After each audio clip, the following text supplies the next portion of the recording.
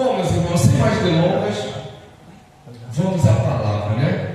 Eu vou pedir gentilmente que você abra sua Bíblia no livro de Apocalipse. O livro da revelação. Aleluia. Apocalipse capítulo 3.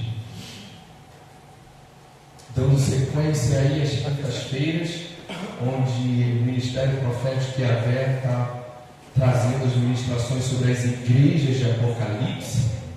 Vamos hoje falar e ver um pouco sobre a igreja de Sardes. Apocalipse capítulo 3, nós vamos ler os 6 versículos que competem a essa igreja, que diz assim: ao anjo da igreja de Sardes escreve: assim diz aquele que tem os 7 Espíritos de Deus e as 7 estrelas. Conheço as tuas obras, tens nome de que vives e está morto. Sê vigilante, consolida o resto que estava para morrer, porque não tenho achado tuas obras íntegras na presença do meu Deus. Portanto, lembra-te do que tens recebido e ouvido, obedece e arrependa-te, porquanto, se não vigiares, virei como ladrão, e não sabereis de modo algum a que hora virei contra ti. Contudo, tens em Sardes poucos que não contaminaram as suas vestes, e andarão comigo vestidos de branco, pois são dignos. O vencedor será igualmente vestido de branco, e jamais apagarei o seu nome do livro da vida, porém confessarei o seu nome diante do meu Pai e diante dos seus anjos. Aquele que tem ouvidos, ouça o que o Espírito diz às igrejas. Amém? Façamos uma breve oração em nome de Jesus. Senhor Deus Todo-Poderoso, queremos, ó Pai, te agradecer pela oportunidade a qual o Senhor nos dá de aprendermos um pouco mais da Tua Palavra, de recebermos um pouco mais daquilo que o Senhor separou para nós. Deus, que nesta noite seja uma noite de entendimento, uma noite de revelação através da Tua Palavra, que não seja eu, mas tão somente o Teu Espírito. O Senhor reservou esse tema, esse dia, essa hora. O Senhor separou a cada um de nós para estarmos aqui nesta noite. Então eu te peço, ó Deus, faça-te presente como assim o Senhor já tem feito. Continue falando, continue confirmando, continue orientando, continue exortando, continue curando, continue salvando-nos, ó Deus, para a glória do Teu santo nome. Em nome de Jesus, a igreja diga amém. Aleluias, aleluias. Meus irmãos, como muito podemos assentar em nome de Jesus. Como muitos de nós já temos visto, como muitos de vocês já têm visto, as quintas-feiras têm sido as quintas das igrejas apocalípticas, né? A saber, a igreja de Éfeso, Esmirna, Pérgamo, Tiatira, Sardes, que é a que nós vamos ver hoje, e as posteriores, que serão Filadélfia e Laodiceia. Igrejas essas das quais o Senhor pessoalmente se revelou a João, para que João então pudesse escrever para essas igrejas, transcrever uma mensagem para essas igrejas. Algumas igrejas receberam elogios, algumas, a grande maioria, foram exortadas, mas todas elas receberam orientações e promessas. Eu não sei com qual igreja você está mais próximo hoje, se você está próximo de Esmirna, de Éfeso, de Sardes, que nós vamos ver aqui, de Tiatira, mas tenha certeza que Deus tem promessas para nós. E não apenas promessas, Ele tem orientações. Talvez Ele não tenha elogios, mas pouco importa, porque a gente não está aqui para ser elogiado, a gente está aqui para ser salvo. A gente está aqui para ser exortado, para que possamos nos consertar Enquanto muitos querem holofotes, a gente quer conserto. Enquanto muitos querem estar no cartaz, nós queremos tão somente que o Senhor nos chame pelo nome. E não que naquele grande dia Ele diga: aparta-te de mim porque eu não te conheço. Não, eu quero ser chamado. Eu quero ouvir o meu Senhor chamando o nome dos meus irmãos. E é para isso que estamos aqui. Amém?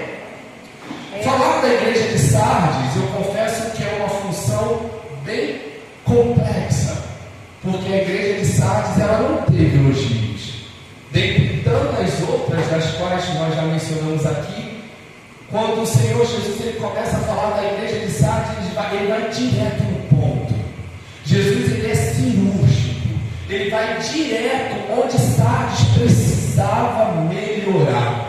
E a minha oração é que hoje, da mesma forma que Jesus fez com Sardes, Jesus também possa fazer comigo. Jesus também possa fazer com cada um de vocês. E o que Jesus fez? Ir direto ao ponto, sem rodeios, mostrar exatamente o ponto que tem que ser melhorado. Não que por uma mera vingança, não, porque a própria palavra do Senhor diz que o Senhor, que o Pai corrige o Filho a quem Ele ama. Então, se essa palavra é uma palavra assim, como todas as outras, de correção, que sejamos corrigidos no amor de Cristo. Amém? No versículo 1 a palavra diz assim: e ao anjo da igreja que está em Sardes escreve: isto diz o que tem os 7 Espíritos de Deus e as 7 estrelas. Conheço as tuas obras, que tens nome de que vives e está morto.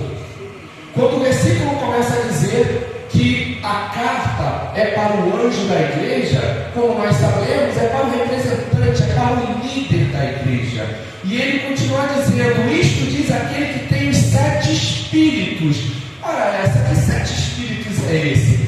Na verdade não são 7 espíritos, é uma expressão que o autor se utilizou para falar das 7 manifestações do Espírito Santo de Deus, descritos lá em Isaías 11, versículo 2, que diz: e repousará sobre ele o Espírito do Senhor, o Espírito de sabedoria, de entendimento, o Espírito de conselho, de fortaleza, o Espírito de conhecimento e de temor ao Senhor. Então, quando João vem descrevendo, dizendo que essas palavras vieram daquele que tem os 7 Espíritos de Deus, é João dizendo: eu estou transcrevendo a mensagem daquele que é pleno, daquele que é completo, daquele que significa tudo aquilo que você precisa. Se você precisa de conselho, é através do Espírito dele que você vai conseguir. Se você precisa de fortaleza, é através dele que você vai se fortalecer. Se você precisa de sabedoria, é através dele. Tudo é através dele. Os 7 Espíritos de Deus. E minha oração é que sejamos visitados por esses 7 Espíritos, por essas 7 manifestações de Deus. E ele dá sequência dizendo: e as 7 estrelas. Quando ele fala das 7 estrelas, ele está se referindo exatamente aos 7 líderes de todas essas igrejas. Isso está escrito lá em Apocalipse 1, 20, que é quando a palavra diz o mistério das 7 estrelas que viste na minha destra e dos 7 castiçais de ouro. As 7 estrelas são os anjos das 7 estrelas e das 7 igrejas. E por que eu digo isso? Porque ao decorrer dos estudos a gente vê as pessoas justificando que essas estrelas são isso, são aquilo, mas não, a própria palavra não te responde. É só a gente sentar e estudar. As 7 estrelas são os 7 anjos, os 7 líderes responsáveis por cada uma dessas igrejas. E daí, me utilizando de um termo um pouco mais pejorativo, talvez, me perdoe a expressão, mas a partir daqui o pau começa a quebrar. Que é quando então João começa a descrever, seguindo as palavras de Jesus: conheço as tuas obras, que tens nome de que vives e estás, conheço as tuas obras. É Jesus dizendo: eu te conheço.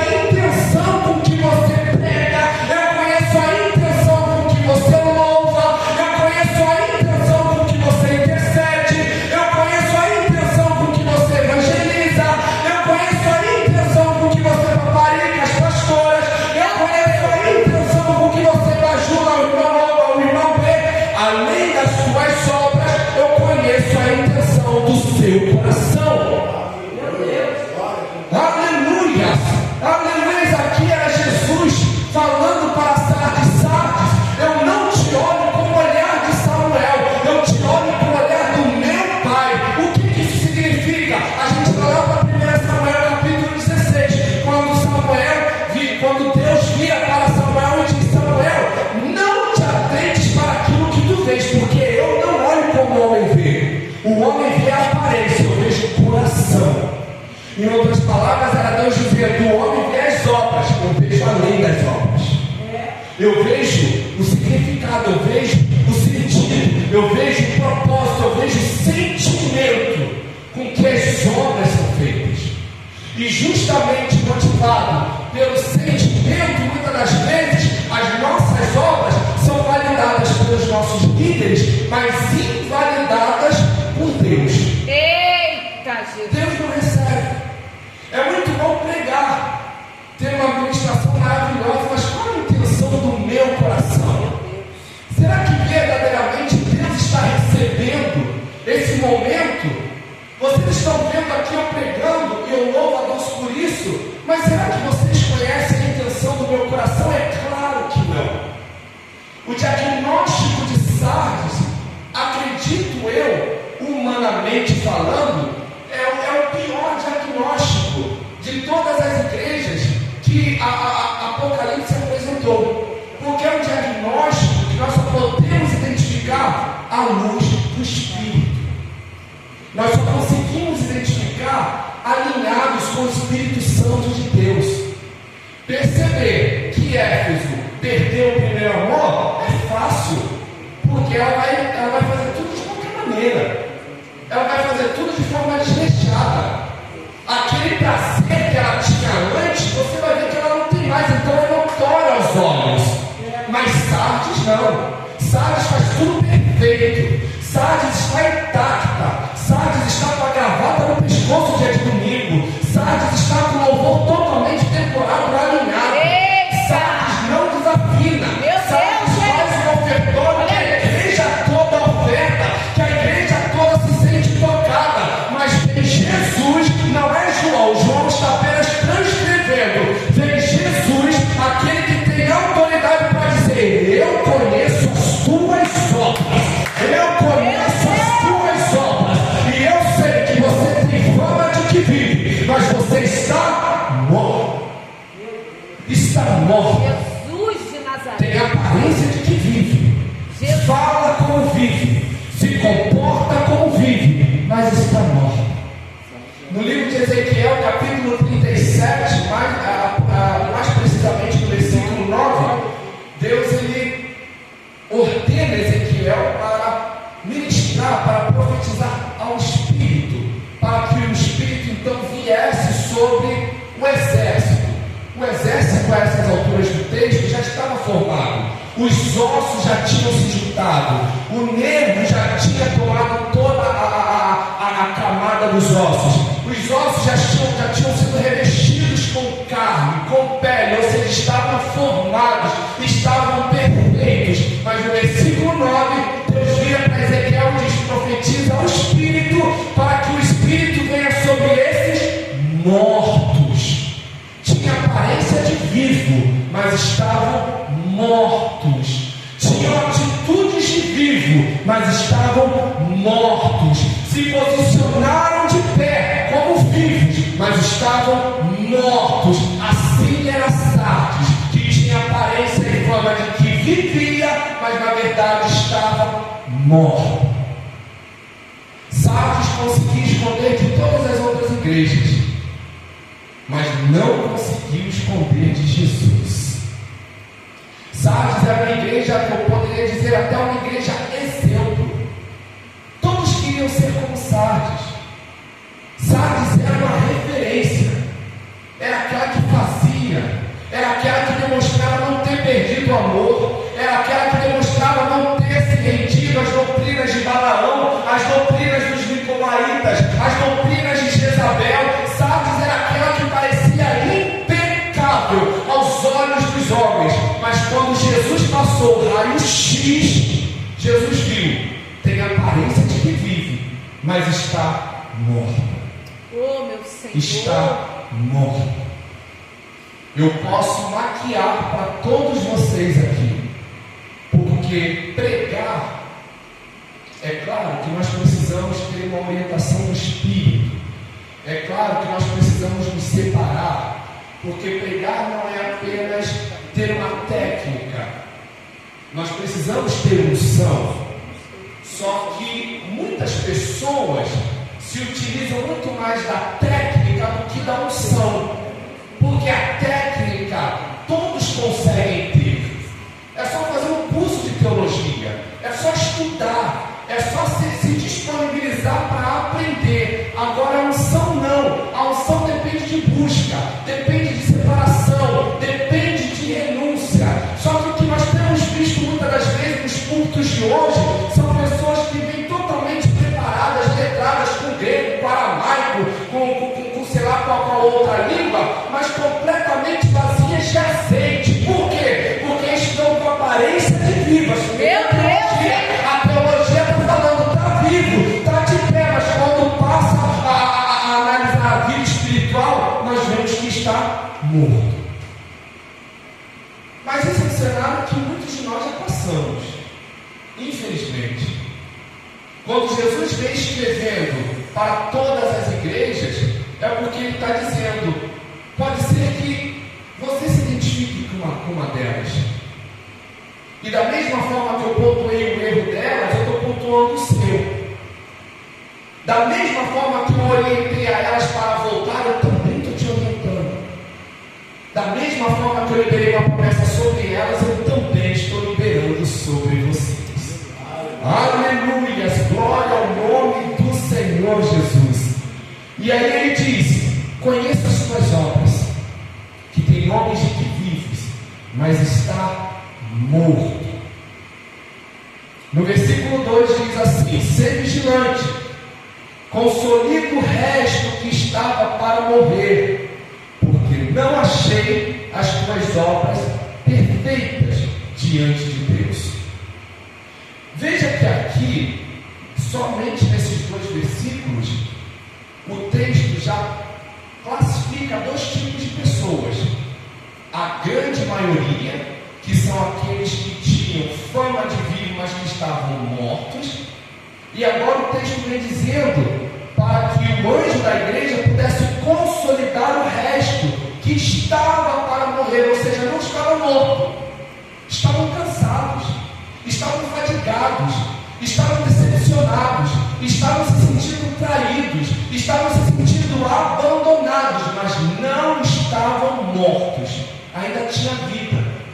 E Jesus diz, cuida deles, consolida, porque nem tudo está perdido. A grande maioria vive de aparência, mas ainda existe alguns que o coração ainda está pulsando. Então ainda há possibilidade de regeneração, ainda há possibilidade de uma nova conversão. Então consolida.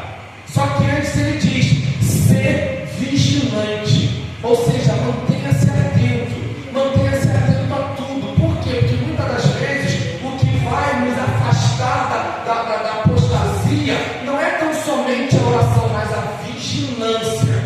A vigilância. Certa vez Jesus disse em Mateus 26:41, vigiai e orai.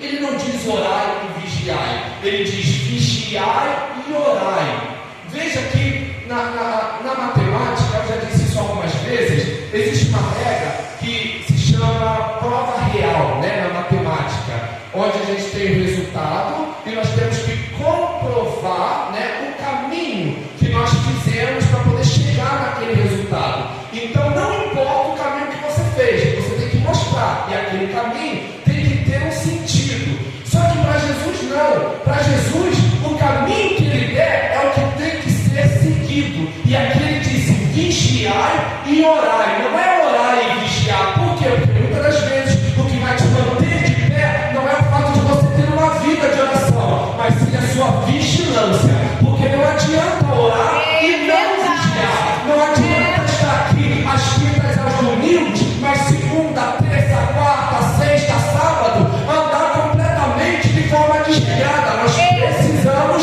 vigiar. Glória a Deus. Um complementa o outro. Precisamos vigiar. No versículo 3, lembra-te, pois, do que tens recebido e ouvido. Obedece e arrependa-te. Meu Deus. E se não vigiares, virei sobre ti como um ladrão, e não saberás a que hora sobre ti virei.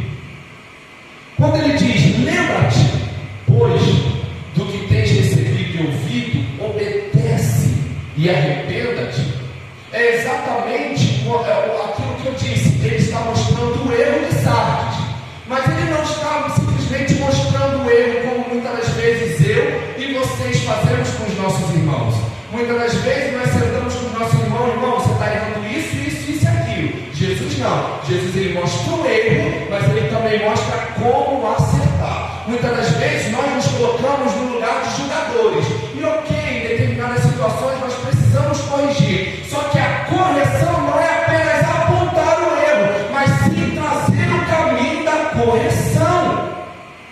A gente precisa dizer, pastor Joy, você está errando aqui, a partir de agora faça assim. Pastor Joy, a sua fala foi equivocada assim, você poderia ter dito desta forma. Da próxima vez tente falar assim. Porque apontar o erro, o mundo já aponta. Apontar o nosso pecado, o diabo já faz isso por nós. Mas Jesus vem dando um exemplo para todas as igrejas. Eu tenho moral para acusar, eu tenho moral para julgar, eu tenho moral para liberar a minha justiça, mas ainda assim, além de apontar e mostrar o erro, eu também mostro o caminho do acerto. Oh, aleluia! Aleluia! E aqui João, através de Jesus, através de João, está dizendo, lembra-te, pois, do que tens recebido e ouvido. E o que nós temos recebido e ouvido? A palavra de Deus, meus irmãos. Durante todas essas quintas-feiras tem sido ministrado a palavra de Deus. E é isso que nós precisamos nos apegar. É isso que nós precisamos lembrar. É isso que nós precisamos abraçar. E ele vai seguir dizendo, obedece. Porque não adianta somente ouvir. A gente precisa praticar. No livro de Tiago, capítulo 1, versículo 22, diz, não sejam apenas ouvintes, sejam também praticantes. Porque se você vem para cá às quintas, se você vem para cá aos domingos, ou como eu costumo dizer lá na igreja, Casa de Oração Nova Aliança, às quartas e aos domingos, e você senta, e você ouve 1 hora de palavra, 40 minutos de palavra, meia hora de palavra, seja qual for o tempo da palavra, e você deixa a palavra lá e vai embora, de nada valeu a pena. Você gastou o Uber à toa, você gastou seu perfume à toa, você tomou banho à toa, você se arriscou no caminho vindo para a igreja à toa. Então nós não podemos vir aqui à toa, tem que vir com um objetivo. E qual é o objetivo? Receber, ouvir a palavra do Senhor e voltar para praticar. Voltar para praticar. É assim que Jesus ele é pregado através da minha vida. É assim que Jesus ele é pregado através da vida de cada um de vocês. Porque aqui a gente recebe e lá fora a gente compartilha através das nossas atitudes, através do nosso testemunho. Aleluia! Aleluias, aleluias, aleluias. Glória ao nome do Senhor Jesus. Lembra-te, pois, do que tens recebido e ouvido. Obedece e arrependa-te. Oh, Deus! Esse arrependa-te fica muito claro. Jesus está dizendo, ainda tenho esperança para você, Sardes. Sardes, eu conheço as tuas obras. Eu sei que você tem fama de que vive, mas está morta. Mas quem está falando com você é o dono da vida. E para você receber vida, eu estou te dando o caminho. Arrependa-te. Para que você encontre a vida, você precisa se arrepender. Eu não estou vindo aqui e mostrando o seu erro e te eliminando, te destruindo, não. Se eu estou vindo aqui e mostrando o seu erro, é porque eu estou dizendo, eu te amo, eu ainda zelo por você. Então arrependa-te, obedece, vive, testemunha aquilo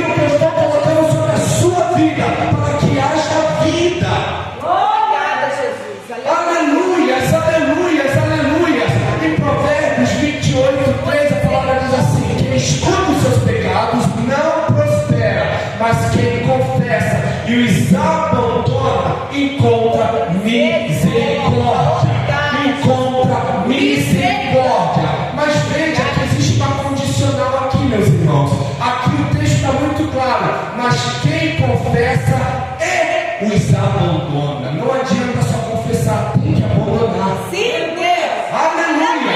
Aleluia! Nós só encontramos misericórdia quando nós confessamos e abandonamos, porque não adianta apenas confessar. O problema de hoje é que muitas pessoas estão apenas confessando. Fui eu fiz.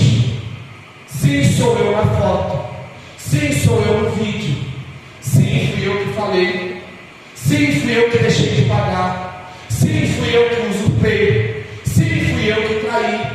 Sim, fui eu que fofoquei. Mas e aí? Está deixando? Como que vai encontrar misericórdia? Não tem como encontrar misericórdia. A palavra está sendo bem clara. Aquele que confessa abandona, encontra misericórdia. Não sou eu que estou falando, é a própria palavra. Oh, Jesus da E Jesus diz para Sardes: obedece e arrependa-te.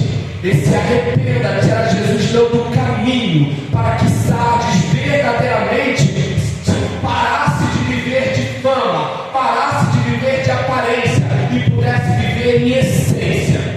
E ele diz: e se não vigiares, virei sobre ti como um ladrão, e não saberás a que hora sobre ti virei. Ora, isso é muito claro, né?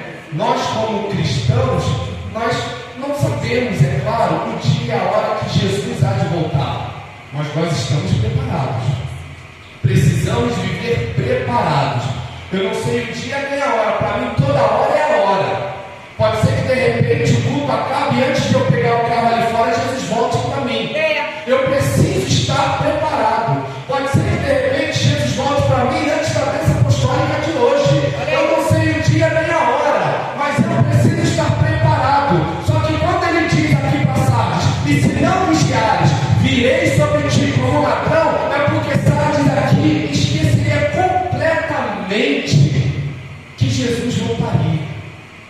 E Jesus está dizendo: se lembre, se recorde que eu hei de voltar. Versículo 4 até o 6. Mas também tens em Sardes algumas poucas pessoas que não contaminaram suas vestes, e comigo andarão vestidas de branco, porquanto são dignas disso. E o que vencer será vestido de vestes brancas, e de maneira nenhuma arriscarei o seu nome do livro da vida, e confessarei o seu nome diante do meu Pai e diante dos seus anjos. Quem tem ouvidos, ouça o que o Espírito diz às igrejas. No versículo 4 nós vemos a terceira classificação de pessoas da igreja de Sardes. A primeira é aqueles que morreram e que viviam como se estivessem vivos, mas estavam mortos, a grande maioria. No versículo 2 nós vemos aqueles que estavam para morrer, mas que ainda havia uma grande esperança. E aqui no versículo 4, como nós acabamos de ver, a palavra diz que algumas poucas pessoas não contaminaram as suas vestes. Aleluia! Algumas poucas pessoas não contaminaram as suas vestes. Algumas poucas pessoas olharam para a multidão, vendo que estavam todos mentindo, se corrompendo, se pervertendo cada vez mais, mas eles optaram em manter as suas vestes brancas. Existem muitas poucas pessoas que tiveram motivos para abandonar, para largar a mão do arado, para justamente viver uma vida de falsidade, uma vida de máscara, uma vida daquele que tem fama de que vive, mas está morto, mas ainda assim optaram em viver na verdade, ou seja, optaram em manter as suas vestes brancas. E a minha oração nesta noite é que o ministério profético e a fé esteja classificado nesta terceira classificação. Não importa se é pouco, antes pouco com Jesus, com Deus, obediente, sendo reconhecido nos céus, do que no meio da multidão perdido, do que no meio da multidão tendo de ouvir: afasta-te de mim, porque eu não te conheço. Aleluia! Jesus disse: existe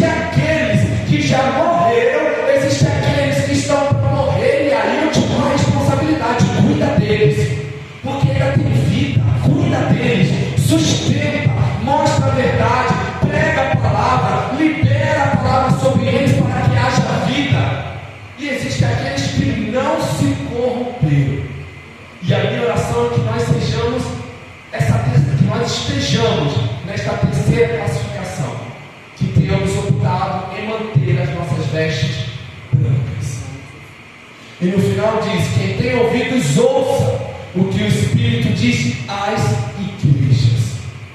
E quando ele finaliza com o que o Espírito diz às igrejas, é claro que talvez você possa pensar, João está dizendo: quem tem ouvidos, ouça o que Jesus está dizendo para Esmirna. Quem tem ouvidos, ouça o que Jesus está dizendo para Pérgamo. Quem tem ouvidos, ouça o que Jesus está dizendo para Tiatira. Não. Quem tem ouvidos, ouça o que o Espírito está dizendo às igrejas. Mas peraí, quem é a igreja? A igreja sou eu e você. Ou seja, quem tem ouvidos, ouça o que o Espírito de Deus está falando para o Johnny, está falando para o evangelista Lei, está falando para a pastora Simone, para a pastora Lili, para a pastora Simone, para o evangelista, para o presbítero David, que é muita nomenclatura, eu me perco. Então entenda que quando João diz: quem tem ouvidos, ouça o que o Espírito diz às igrejas, deixa de ser institucional, deixa de ser organizacional e passa a ser a igreja no seu sentido individual, que sou eu e cada um de vocês. Então essas palavras que Jesus falou, não apenas para Sardes, mas para todas as outras e as que hão de ser ministradas, não eram especificamente para elas, se direcionava a elas, mas depois delas tinha que alcançar a cada um de nós, como está alcançando hoje. Aleluia. Eu conheço as tuas obras. Jesus me conhece, Jesus te conhece. Jesus vê não apenas o que nós fazemos, Ele vê também a intenção com que nós fazemos. Então esse é um alerta. É um alerta para termos uma vida sincera, uma vida verdadeira. Aqui, como eu falei, Jesus está chamando a atenção de Sardes, está dizendo: Sardes, ainda há tempo, Sardes. Ainda há tempo de você, de fato, viver não apenas da fama, mas viver verdadeiramente daquilo que eu posso fazer através da sua vida, Sardes. Muitos estão vendo aquilo que você faz, o que você faz à vista dos homens. Você recebe aplausos, mas você tem sido reprovada diante dos olhos do meu Pai. Lembra quando Samuel veio interceder a Deus por Saul? E lá no capítulo 16, logo no primeiro versículo, Deus vira e diz: Samuel, até quando terás dó de Saul? Isso retrata muito o que está acontecendo aqui em Sardes, porque Samuel era um profeta muitíssimo abençoado. Samuel era um profeta que nunca teve o céu fechado para ele. Samuel era um profeta que falava com Deus cara a cara. Só que Samuel, como homem, se deixou levar por aquilo que os olhos viam. Ele não via os erros de Saul, mas Deus via, porque o nosso Deus é aquele que tem os olhos que tudo vê, e Ele contempla a mim e contempla a cada um de vocês. Então hoje é uma oportunidade que Deus está dando não apenas para vocês, mas para mim também, para que todos nós não possamos viver apenas de aparência, não possamos viver apenas da fama do que fazemos, mas que verdadeiramente possamos viver para testemunhar o Deus que servimos. Amém? Até aqui o Senhor me deu, em nome de Jesus.